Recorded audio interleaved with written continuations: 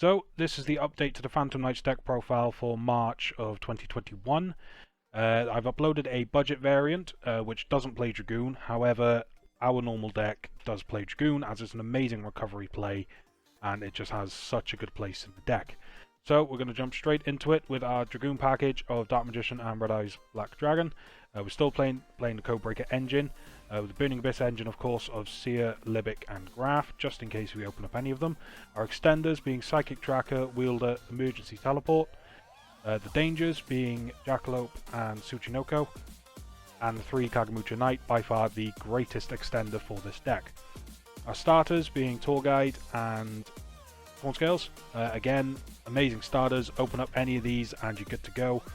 The Phantom Knight still playing our ratio of 3-2-1-1, being 3 boots, 2 cloak, 1 gloves, and 1 Greaves. As I explained in the budget video, I do like Greaves. It can come up quite nice. You don't have to play it if you don't want to. You can switch it out for anything that you like. I just like playing it. It's another Phantom Knight's name. It just keeps the deck going. The hand traps, we're only playing the 3 Ash Blossom. The rest of them are in the side. Going on to the spells, 1 Red Eyes Fusion, of course. Reinforcement of the army to search out anything we like. Ideally, Kagamucha Knight for the extra extender. We're maining the 3 Cyclone as we have the space, and by looking at the recent ban list, Eldritch is probably going to be one of the best decks.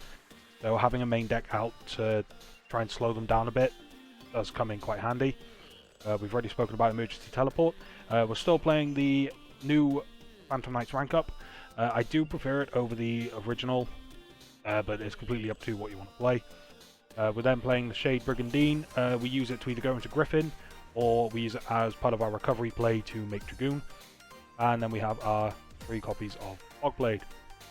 The extra deck is more or less identical to the previous list, being Dragoon, the Requiem, Dark Rebellion, but we're playing the Raiders Knight instead of Evilswarm Nightmare. I wasn't making Nightmare as much as I would have liked, so I've swapped it out for Raiders Knight just to help us OTK if we're forced to go second. To do that, you go about your standard combo, and when you destroy your own Breaksword to summon back the 2 Phantom Knights as level 4s, make your Raiders Knight, go into Dark Rebellion, and just attack for game. Simple as that. Still playing the 2 copies of Breaksword. 2 is, to me, the correct number. 3 just doesn't come up, and 1 is nowhere near enough. The Griffin combo, so we've still got our Nightmare Griffin. The Codebreakers, still playing the Berserker and the Swordsman. We're playing the Dragon Masters of the Tenyi. As I explained in the budget video, you can play the Appaloosa instead if you haven't got recovery plays if you get Nibiru'd. In our deck, we do. Because we're playing the Dragoon engine, if we get Nibiru'd, we turn the token into a Link Spider, sorry, and then just get another effect monster on board, which can be done very easily with this deck. We're playing the 1 copy of Rusty. We don't need to play 3. It is at 3 now, but if you want to play 3, play 3, but it's not necessary unless you're playing some weird extravagance build. There's the Swordsman. Cherubini, heart and soul of the extra deck. If this gets stopped, there's a good chance the whole play is going to get stopped, which is why we play Anaconda to get into our Dragoon as our plan B. And then the Link Spider, as explained, to help us get into Dragoon. Side deck is quite close to how it used to be. The 3 Nibiru, 3 Lancia, 3 Droll, 3 Xyz Encore, and 3 Appointer of the Red Lotus. Appointer can be whatever the hell you like. You know, I just like the deck. I like the hand knowledge you get from it, and paying 2,000 isn't really much. Xyz Encore, just stop Zeus. Not really much else for the rest of it. Droll, good against Dragon Link, good against Drytron, good against quite a lot actually when you think about it. Lancia, likewise with Droll, good against pretty much everything. And Nibiru, just to slow down combo decks if they come up. So the deck itself runs very similar to how it was. I can show a brief little combo, but it's exactly the same as the previous list. The only difference is the Raiders Knight engine, which I've explained. So rather than put a combo video at the end of this video, we'll do a couple of test hands just to see what we can do. Alright guys, enjoy. Okay, so test hand time. So we're going to start off with our Tour Guide. Obviously this hand is just the nuts. Absolutely insane. So we're going to use our Kagamucha, summon itself, and Tour Guide will summon out Graph for us. And then we're going to go straight into our copy of Cherubini, using Graph and anything else. Graph will then trigger to summon out Seer for us. And then we use Cherubini to send either the Cloak or the Scales. I tend to send the Cloak first, mainly because if you get Nibiru'd for any reason, you do have plays. Then we go into our Link 3, and Seer will summon back Cherubini for us. And then we have Swordsman Blades. So, as I explained in the profile, the combo is identical. It has not changed at all, because there's just no reason to change it right now. So, Berserker will summon back these two. Rusty.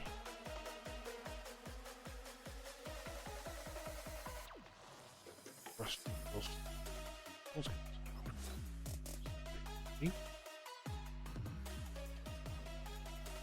trigger. Summon. Griffin. Hopefully, draw something good. We send the Fog Blade to reset the Fog Blade. And we draw an extender, right? Okay, this is going to get interesting now. So this is why we played the Stained Greaves. If you draw the boots, you add the Stained Greaves off of the Cloak. I'm weirdly excited for this now. Summons out your Torn Scales, which triggers the Greaves to summon itself for free. So there you go. You've got so many options now.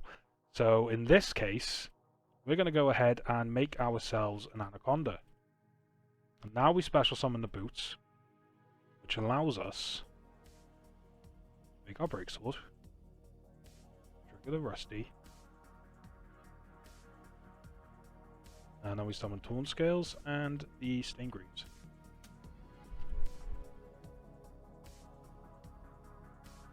Go. We make our copy of Rebellion. Banish the boots. Adding our rank up magic. Activate the Anaconda. Get our Dragoon on board. I don't know about you, but this board is something special. And then we set our rank up to pass turn with that. So, passing on this off of a lucky draw, I will admit, a very lucky draw, and then the tour guide plus extender, we have ended on 3 negates off of the Requiem on our opponent's turn. The pop from Rusty. Our opponent cannot activate Crush Summon Monsters effects unless they're linked, and then we have the Omni negate of Dragoon. Because we were lucky enough to draw the Fog Blade in our opening hand, we were able to have the Fog Blade as well, and luckily we have the Ash. Any other time I would probably set the Cyclone as well, but because we have the Dragoon negate, we'd much rather have the Dragoon negate than a Cyclone. And then we have the Ash as well. So for a test hand, awesome. Showcases exactly what I wanted the deck to do.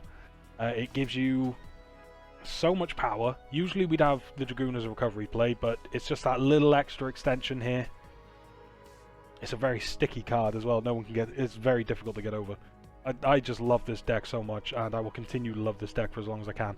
If Dragoon ever got banned, or the little engine ever got banned, whether it's Anaconda being banned or Goon being banned, chances are I'll probably go to the Rockets. As you'll see in the budget profile, it does work quite well. I just love this deck so much, and I hope you guys love it too. Like, comment, subscribe, all that malarkey, and hopefully I will catch you all in the next one. Alright guys, enjoy your weekend.